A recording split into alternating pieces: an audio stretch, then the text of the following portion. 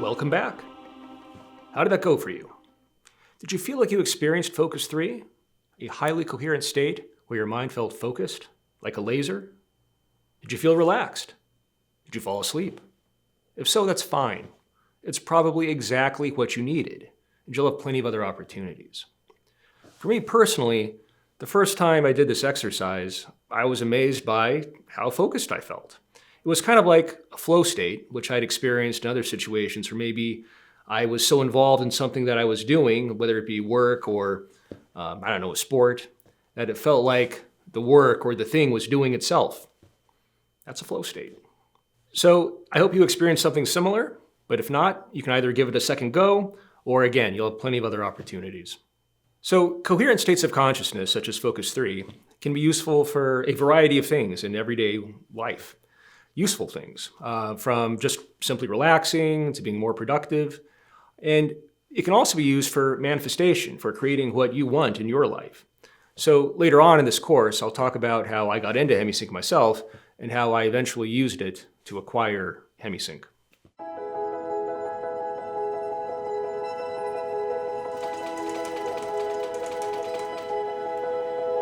The number one thing that I think the CIA Gateway Report doesn't explain well is that everything makes sound, even the stuff you wouldn't ordinarily think of, because it's out of the narrow human auditory spectrum. Now, it's more accurate to say that everything has vibrational frequency. At the atomic level, nothing is ever not oscillating. It's constant. There's no ultimate silence. McDonald, again, he cites Bentov here, where he says that a nucleus vibrates at 10 to the 22nd hertz, an atom 10 to the 15th hertz. A live human cell, 10 to the 3rd hertz. So by extension, the human body itself makes sound, as does the Earth. Sound creates a wave. Every wavelength has 2 points of rest, at the crest and the trough, which you might remember from high school math. But okay, back to the report. In understanding how consciousness relates to energy, we must first come to grips with the relationship of matter to energy. When you look through a microscope, solid stuff doesn't actually exist. It's all just oscillating energy grids surrounded by other oscillating energy grids, moving at high speed. 99% of an atom is empty space. In contrast to how an atom is drawn with a nucleus here and an electron there, we actually don't know where the electron is. You can only express it as a probability. States of matter are just variances in the states of energy, and vibratory rate decreases as we move into what we call the physical.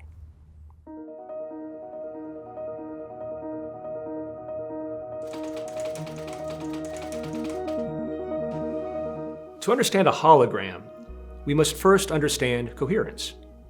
Remember when we earlier likened Hemi-Sync consciousness to a focused beam of light, otherwise known as a laser? Well, a hologram requires exactly that. A laser is a single frequency, monochromatic. It's a narrow beam that travels long distances. A hologram is created by the interaction of a reference beam, so a pure, virgin, untouched laser, with a working beam, which has had some experience. It's seen an object. The magnitude of the experience is measured against the reference beam, which serves as the baseline for comparison. Consider Bentov's example from Stalking the Wild Pendulum, and from the CIA Gateway document, of 3 pebbles dropped in water. The surface is flash frozen to preserve ripples. A laser through the ice projects the 3D image of the 3 pebbles suspended in midair. So, water, if it's undisturbed, represents energy at rest. Dropping the pebbles into the water represents energy in motion. The key to creating a hologram is energy at rest interacting with energy in motion to cause what's known as an interference pattern. In later sections, I'll talk about how the hologram can be used to construct a model of the entire universe and how we're all parts of the hologram, and also talk about how Hemi-Sync fits into it.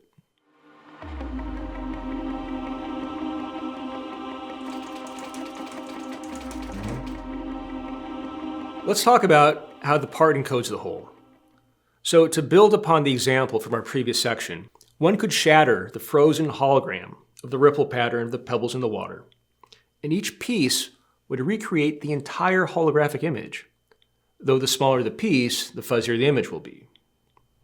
Now, it might look chaotic at first, of the ripple patterns in the water, but there is order when you study it.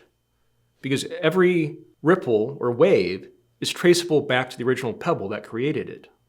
So the information contained in the wave or the ripple carries the whereabouts of the pebble. It's similar to DNA in that respect. So the ice sheet could actually be thought of as nature's information storage device.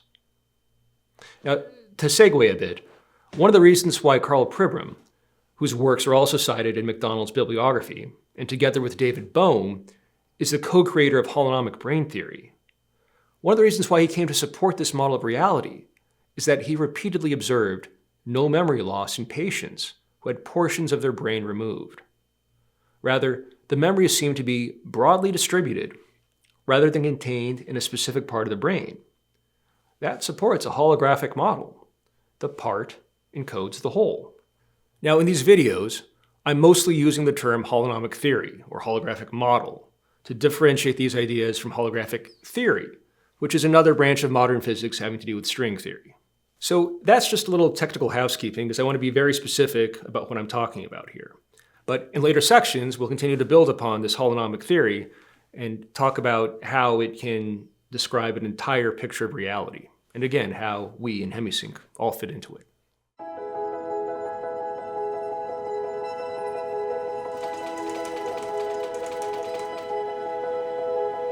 Now we'll again skip ahead in the CIA Gateway report to actually do some Hemi-Sync. Let's have some fun.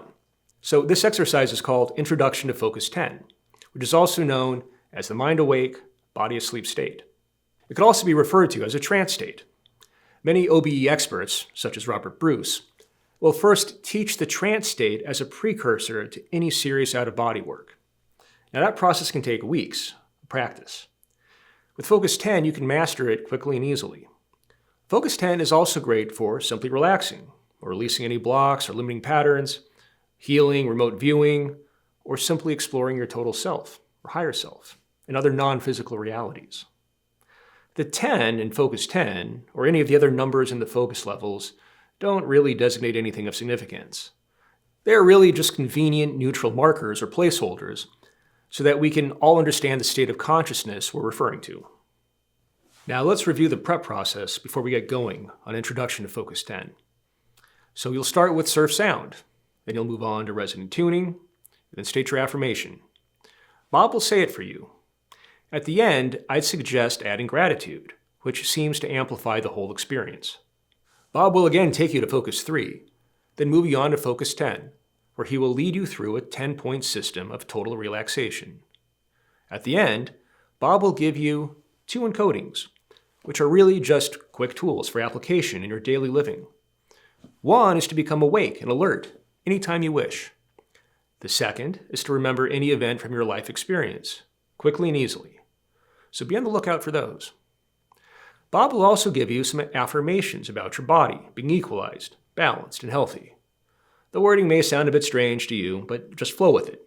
It's derived from Edgar Cayce, an American psychic and medical clairvoyant who lived from the late 19th to early 20th century. Finally, at the very end, Bob will guide you back to full physical waking consciousness, which we just call C1. Be sure to wait for the beta signal at the end. It's a high-pitched, continuous sound, kind of annoying, which brings you fully back and grounds you. If it's simply too loud, you can turn your headphone volume down at the end, but it's important to fully ground at the end of each exercise because it creates kind of a trampoline effect. So the more fully you come back to ground, the higher you can jump the next time. Again, find a nice quiet place where you won't be disturbed. Turn off your phones, get comfortable. If you fell asleep last time and want to get the most out of this exploration, try sitting up just a little bit more, maybe an extra pillow or two.